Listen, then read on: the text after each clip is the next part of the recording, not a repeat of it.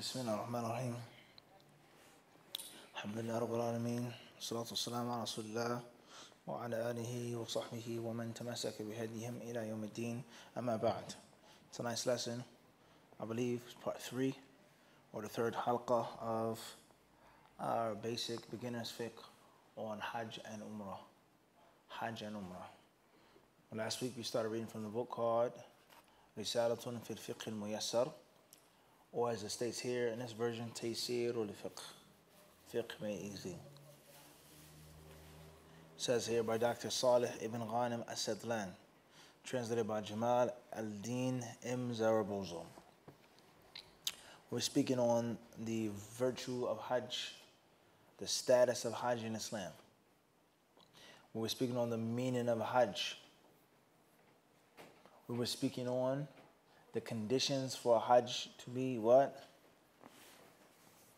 Valid or obligatory?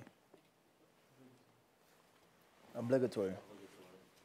And not for it to be what? You guys sure about this? We also were speaking on the types of Hajj, the different styles of performing the pilgrimage.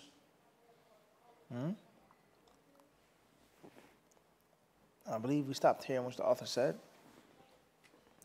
فأما العمرة المفردة فهي في سائر أيام السنة وأفضل العمرة ما كانت مع الحج أو في رمضان. أما الحج المفرد فهو أن ينوي حجا مفردا مجردا من العمرة السابقة له أو المقارنة.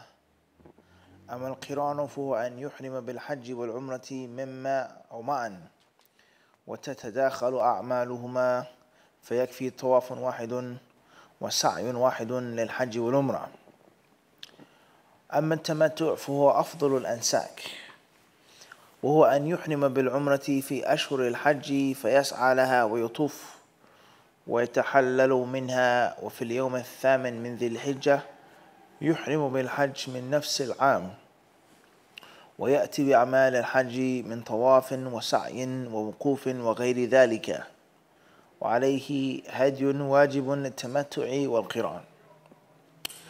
The author, he says regarding Umrah, he says that Umrah can be performed in any day of the year. And the best time to perform Umrah is 1 or 2 times. The best time to make Umrah, he says, is 1 or 2. The first is the Umrah which is paired with Hajj. And the second, he says, is the Umrah that's performed in what? Ramadan. No? Performed in Ramadan. طيب. First question is, for further research and for further reference, especially those who speak Arabic, what are some of the days in which some of the people of knowledge of the past used to dislike Umrah to be performed there? Days in which some of the Salaf al-Salih said that Umrah should not be done on or during. I'm not going to give you the answer. This is for a further what? Personal reference. Number 2. Is it virtuous to make Umrah in Ramadan? And why? And is it absolutely virtuous, meaning a specific virtue in Ramadan, or just because of the general time, the shahr, the month? Everybody understand this? Further reference, inshallah ta'ala. Move forward. He says, as far as Hajj, the first type of Hajj is called what? The first one, Ifrad. The Hajj which is Mufrad, long. He says, and it is for a person to make the intention to do Hajj, Mufradan. He says, having nothing to do with, no connection, no attachment to a Hajj that was previous or Hajj that's done what? Simultaneously. Pay close attention. Not future. Either present or what? Past. It has no attachment to a past Umrah or a what? Present Umrah. Past Umrah will be what? Tamattu'. And present will be?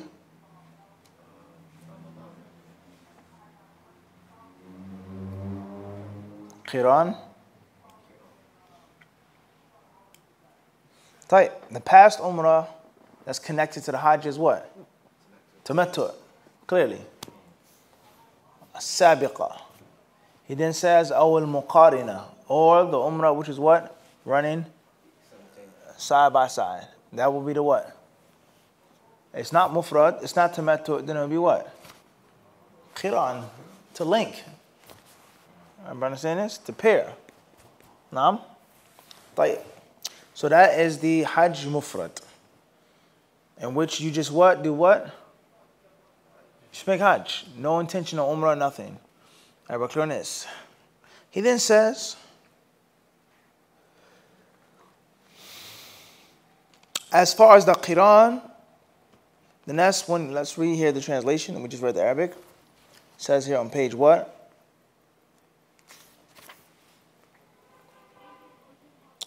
Starting on page 100, he says the different ways in which the pilgrimage can be performed. The following are the different combinations of performing the Hajj or Umrah. Number 1, performing the Umrah by itself. Number 2, performing the Hajj by itself. Number 3, performing the Hajj in connection with the Umrah. Number 4, performing the Umrah in combination with the Hajj but with a break in between. He says, as for the Umrah by itself, it may be performed throughout the days of the year. It is best when the Umrah is performed with the Hajj or during Ramadan. Clear. As far as the Hajj by itself, this is where the pilgrim intends to perform only the Hajj without performing the Umrah beforehand or in connection with it. Sufficient to perform one circumambulation and one sa'i, referring to the going back and forth between the mounts of Safa and Marwa, merged. And it is sufficient to perform one tawaf and one what? Sa'i, because you're making Hajj and Umrah what? In connection. The tamattu' is before. Everybody clear on this? Everybody got this or not? Everything is merged. If it's one tawaf, one side, then of course it's going to be one. Unless you spill soda on your ihram. You go to KFC or Hardee's or is that ihram or libas al-ihram? طيب. Khairan inshallah. Moving forward. The author then says, Naam, gotta go, get an orange soda. Sun kiss, Fructose is good for your Umrah, Allahumma musta'an.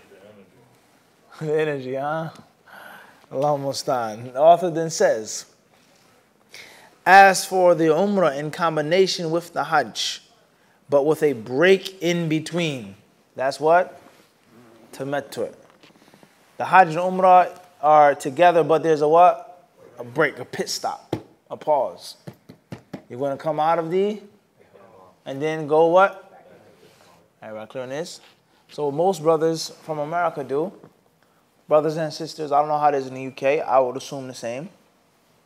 Canada, I would assume the same as well. They're going to travel to Medina. They're going to stay in Medina for how many days? 3 or 4 days maybe. Then they're going to make ihram in Dhul Hulayfa. They're going to make the intention there. They're going to do everything and become Hajis from Dhul Hulayfa. Regardless whether you put on your clothes in the hotel or in the miqat. Everybody clear on this? Whether you take a shower, shave there, everybody understand this? The aqd niyyah, the actual intention with the heart is going to be made what? At the miqat. We can say for sure, at least with the heart, here in this instance. Everybody understand this or not? Then they're going to perform what? Umrah. Then they're going to go to the hotels in Mecca and stay for how long until? How long? 4 or 5 days. Cover your head, trim your nails, whatever you want to do. Then when it's, what date? 8th or the 9th? When does it start? When is it mandatory?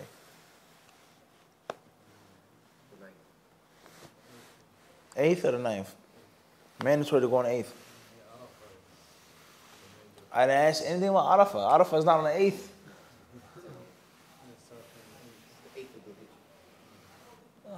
When is Arafah? 10th? Right, move forward. Right, the author he then says, pay close attention. So they're going to make their umrah, come on ihram, then they're going to go to where? Mina. After before the Hajj. Which one? So once we started the Hajj days already.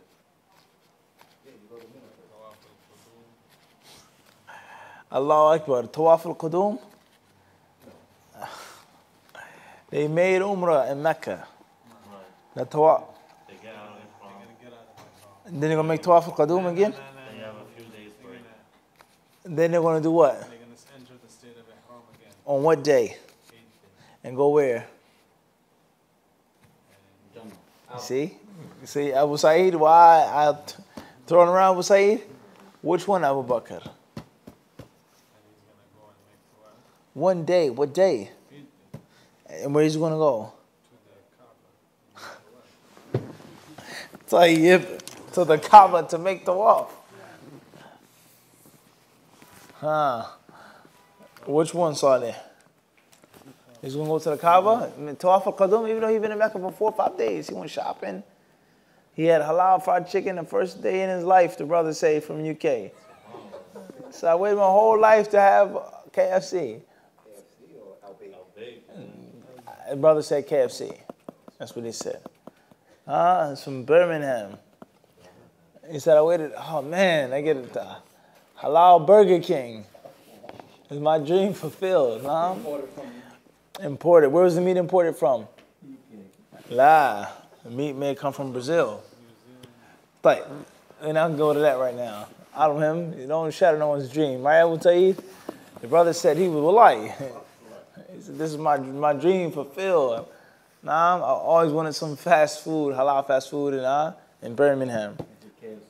Right, moving forward.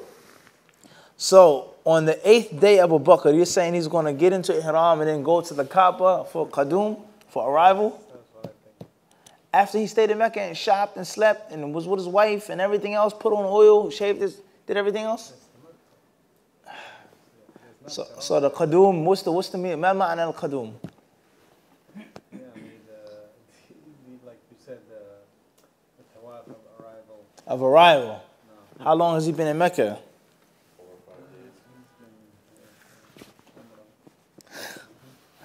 5 days. It's going to Mina, not making tawaf. Huh? Tayyib, khayr inshallah. May the best man win. Who's the leader stronger? Tayyib. So, Abu Sa'id says he's going to go to what? Mina. He's beginning his what? His Hajj. Tayyib, khayr inshallah. Moving forward, the author says, this is the best way to perform Hajj. He says this is what? The best way. His view is that this is the what? Most excellent way to perform Hajj is the what? Tamattu. So therefore, for the layman reader, if he didn't know background, Abu Bakr says this, Abu Sa'id says that, Abu Ramla says this, who's right? He's going to read the book and he's going to pay for what package, Abu Sa'id? Tamattu. He's going to follow the trusted source that he came across. He doesn't know of another source, of another view, everybody clear on this? He says this is the what? Best way of making Hajj. Moving forward. It then says, it is when the person enters the inviolable state for Umrah during the months designated for Hajj. Which months are those? Riyadh. What are the designated months for Hajj? Abdul Raqib. Dhul Hijjah. That's it. The Hajju Ashurun Ma'lumat, Allah says in the Quran, months. Can't just be one month. What are the months of the Hajj? Shawwal, Dhul Qa'dah, and all of Dhul Hijjah, or first 10 of Dhul Hijjah. So Hajj, he says, has 3 what? Months. So a person, hypothetically, he's going to go make tamattu'. Let's say he's retired, or she's retired, or entrepreneur. I work for myself, or I have a lot of vacation time. I worked for all of the pagan holidays, the non-pagan holidays, Christmas, Thanksgiving, Halloween. Every holiday I took and I let the kuffar go. What's the ruling on that, guys? This is a real question. So therefore, the brother, he wants to go to Mecca and he wants to make tamattu' Hajj starting when, Abu Bakr? The first day of what? Shawwal. And this brother stays in Medina and Mecca all the way until... Everybody got that? Everybody clear on this or not? Well, clear. Then says, he makes the sa'i and then he comes out of the ihram. Does it mean he shaves his head and trims his hair? It doesn't stay here, but obviously, if he's coming out of ihram, then he's going to what? But he's going to leave some hair for Hajj. It then says, then on the 8th day of the month of Dhul Hijjah, like you said, Abu Bakr, the 8th, he enters the inviolable state for the Hajj during that same year. In other words, this has to be during the what? Same year. Not tamattu' in 2017, and then next year you go back in 2018. He then says, he performs all the acts of the Hajj, including the circumambulation, sa'i, staying at Arafah, and so forth. The author didn't mention Mina here. He didn't mention what? Going to Mina. He then says, he sacrifices the animal, which is obligatory when a person performs this type of Hajj or the previous type, the Hajj in connection with Umrah. The tamattu' and the qiran, you must offer a what? Animal. Are we clear on this? You have to offer a what? An animal. Mufrad is what? No what? Mufrad is no what? No animal. Everybody clear on this? Topic 3, the author then says, back to the Arabic, inshallah. The author says, أركان الحج والعمرة. للحج 4 أركان وهي الإحرام والطواف والسعي والوقوف بعرفة فلو سقط ركن بطل الحج. وللعمرة 3 أركان وهي الإحرام والطواف والسعي فلا تتم إلا بها وتفصيل هذه الأركان على النحو التالي. Says topic 3, page 101, the essential components of the Hajj and Umrah. He translates arkan to mean what? Essential components. Others translate them to mean what? Pillars. Everybody clear on this? In other words, something that is mandatory, something that is a part of a thing, component, and something, if it's left off intentionally, Abu Tawheed, the act of worship becomes what? Invalid. Even if you, that's intentionally or unintentionally. Everybody clear on this? Wajib is different. Shart, so on and so forth. Different details, ins and outs with regards to that. Everybody clear on this? Moving forward. It says here, there are 4 essential components for the Hajj. Entering the inviolable state. The first rukn, first pillar, first essential component is what? Al-Ihram. Is that you have to go into the state of what? The sacred state. Ihram is not a piece of white terry cloth. That's libas al-Ihram. Khayr inshallah. Number 2, circumambulation, tawaf. Number 3 is sa'i, going back from Safa and Marwa, and then staying at Arafah. You have to stay what? At Arafah. He says, if any of these acts are not performed, the Hajj is not valid. Even if it's what? Unintentional, forgetfully. The Hajj is what? Invalid. The author says, Umrah has 3 essential components. Number 1, entering the inviolable state, Ihram. Number 2, circumambulation, Tawaf. And number 3, what? Sa'i. He says it is not complete except with these acts. The details of these essential components are as follows. That's the general layout. Now let's get into the what? Details. The author rahimahullah ta'ala, he says, he says الركن الأول الإحرام وهو نية الدخول في أحد النسكين الحج والعمرة بعد التهيؤ للإحرام والتجرد من المخيط.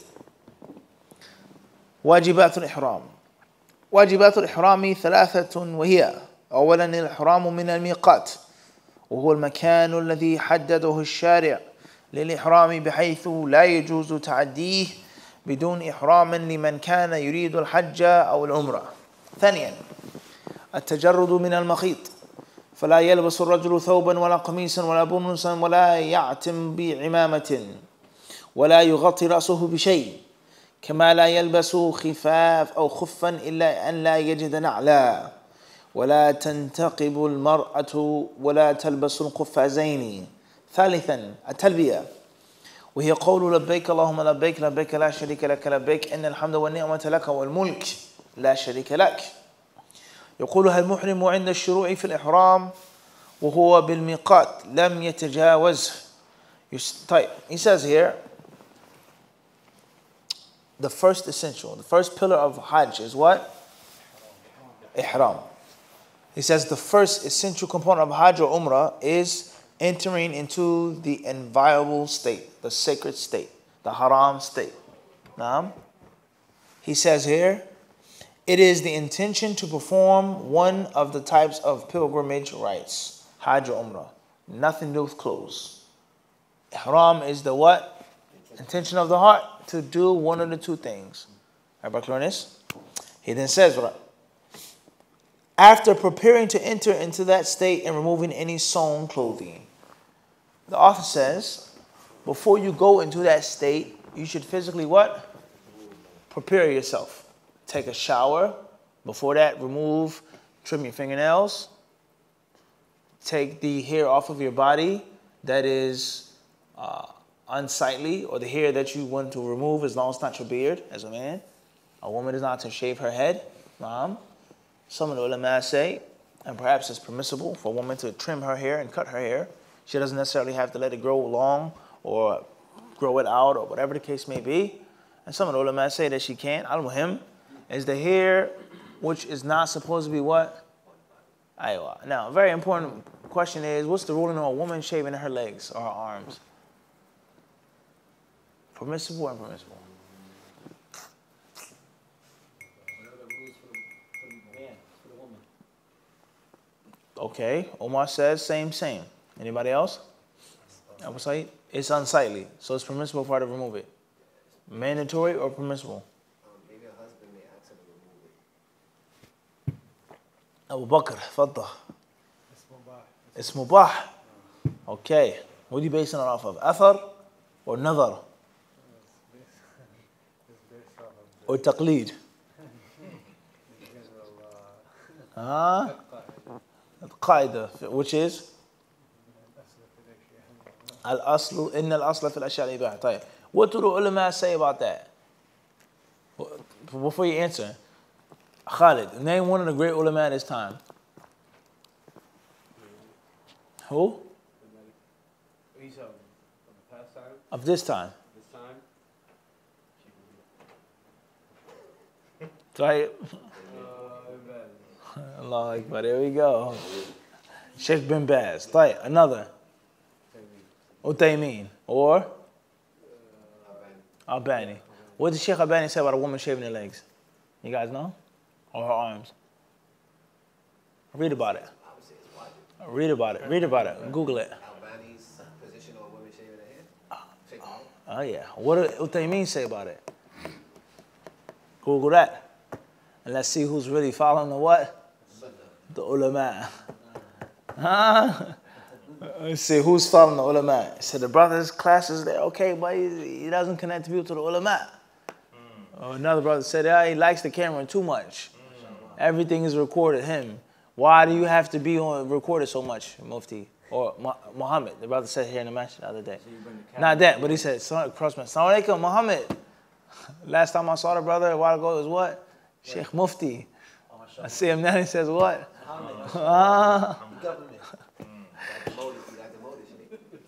No doubt, clearly.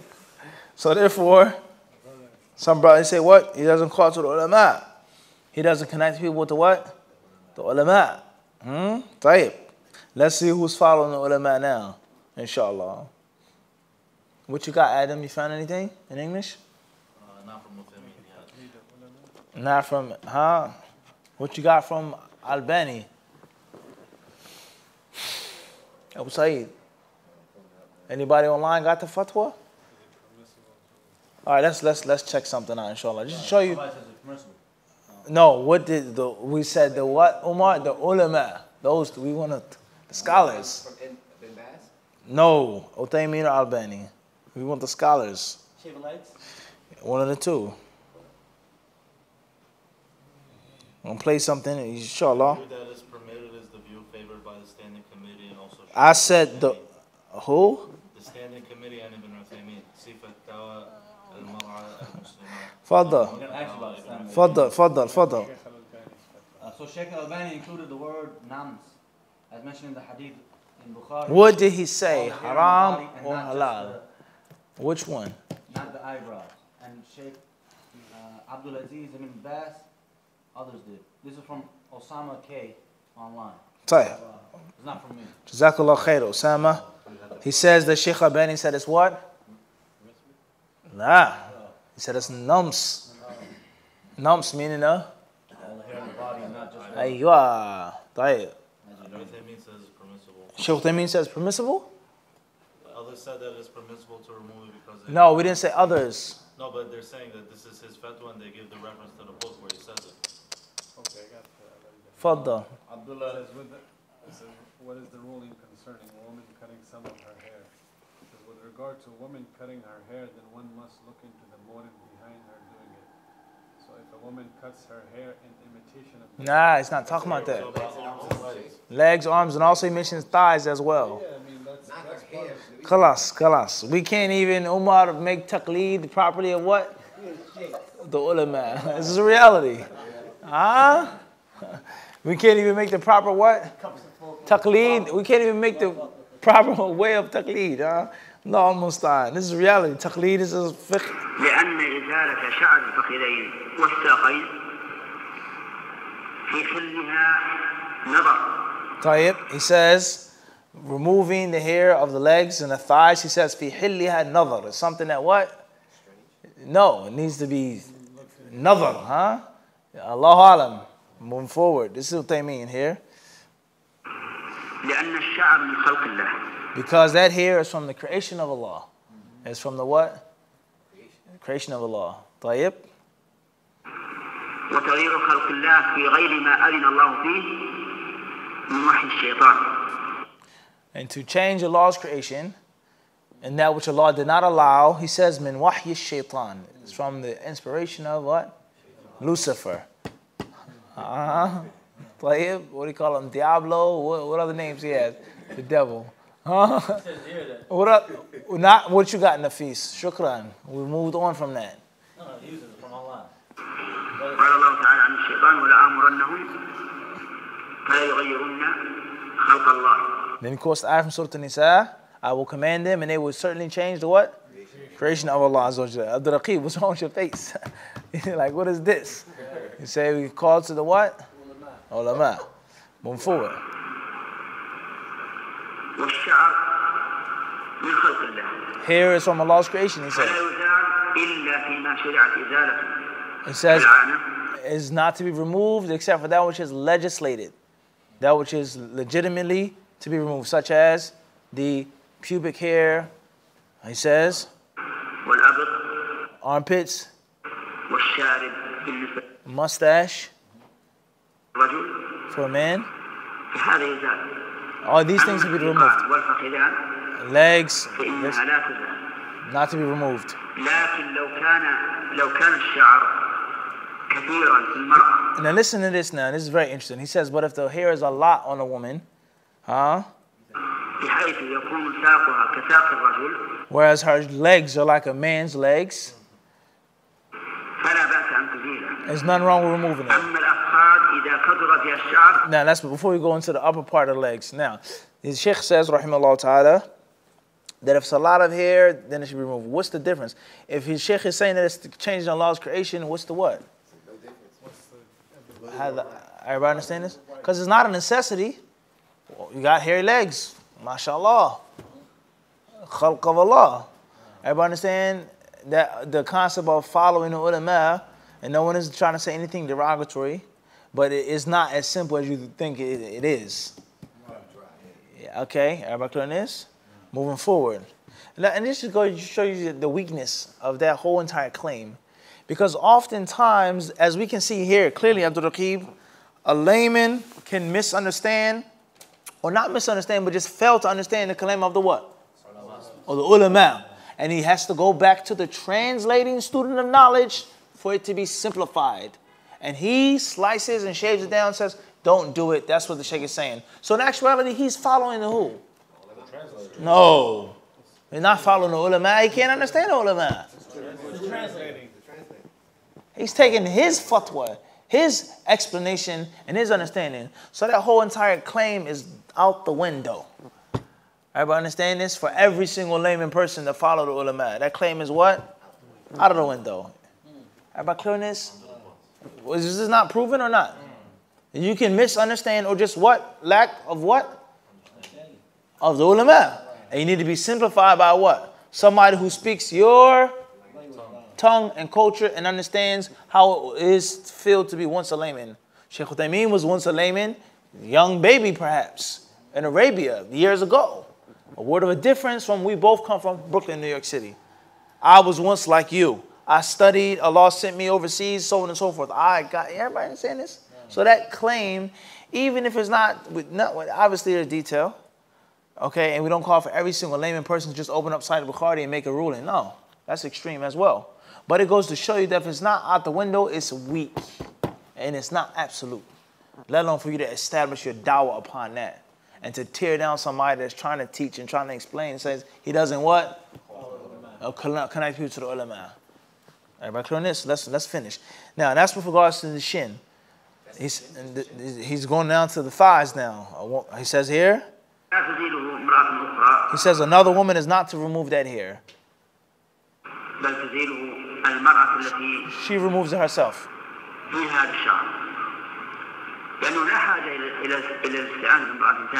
He says because there's no need for another woman to help her out to remove the hair on her thighs. There's no need.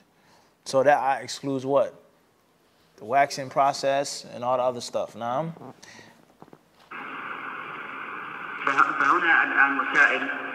he says many issues that pertain to removing hair. Sorry, let's go and move on to Sheikh Al-Albani. So who's willing and ready to implement that? Adam. So he's saying if it's a lot. What he said is what, Umar? Crystal clear. You're not ready to follow the ulama, huh? I'm trying to understand it. La, you gotta. Get this guy out of here. Escort him out the masjid. You're not Salafi, Akhi. No doubt. I understand this? Tayyib? Okay, so let's ask ourselves a question. Many people will say, ulama, the Salaf Salih, I don't listen to him. He's not, no problem. How many of them shave their legs, Omar? Brothers, sisters. You say a lot or a little? Probably a lot, man. If not most? Not just America. La. What are you talking about? Everybody understand this? So for lands of Mubtadi', you can't listen to this, you can't do that. Why not? Because what? That's problematic. Let's listen to what Sheikh Al-Albani rahimahullah ta'ala says here. The heading of the fatwa on YouTube says, ما حكم إزالة شعر الساق للمرأة. نعم لا فرق في ذلك وهذه مسألة يمكن أخذ الجواب عليها من تعليل السابق في الحديث ذلك لأن العلماء في الواقع يبدو أن بينهم اختلافا لما قال عليه السلام لعن الله النامصات. So talking about the hadith about Allah, he said the curse of the namisat, women who do what? Shave or trim that they make numps. No, that's not the numps is look at this how clear this is. Numps is Arabic. Eyebrows is the translation of nums. He's saying the ulama themselves, the Arab scholars or Arab-speaking scholars, they differ on what is the word nums. Is it eyebrows or is it or the body? The body here. Everybody understand this? الحاجب Hajib. دون ما سوى ذلك Just the eyebrow or يعني الحاجب والوجه face, دون ما سوى ذلك mustache. A woman, can she trim her mustache? She's little whiskers, hair on her chin. Some of the ulama say that's included in the word what? Nums. A third view, he says what? أم النص عام General. تجد بعض الشراح He says some explainers of hadith, لعن الله النامصات يعني like the brother said, Osama from the UK. وتجد شراح آخرين Some they explain the hadith. Some say it's this, some say it's everything on the face, وتجد and some say it's what? شراحا غير هؤلاء وهؤلاء يتركون القول وهذا هو الصواب He says, and the correct view is that it's what? Kulluhu. إلى التعريف السابق Based off of the previous reasoning. It's from the creation of Allah. And there's no difference between المرأة لخلق الله في حاجبها changing Allah's creation on her eyebrows or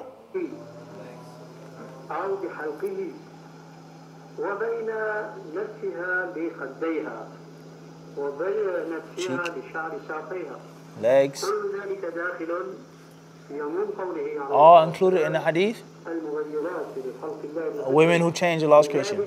For this reason, لا يغتر no one should be deceived. This is la yaghtar. بعض الكتب No one, he says, la yaghtar. Not to be duped about what you find in some books. على تفسير النمص بأنه نفس الحاجب أو He says, don't be fooled by what some of the ulama say. Now, what do you do when the ulama differ? What ulama should be? Well, that's besides the point. He's ulama. I understand this. It has to be much more than what? It has to be somewhat. If you want to trim your hair a little bit, it's permissible for a man. And then based off of this, a woman would just do what? Armpits and private areas. That's it.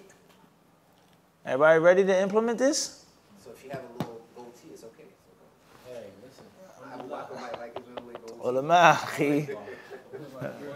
Now, everybody understand this? Legs don't make a difference. Everybody understand this? But is this what all the ulama say? No.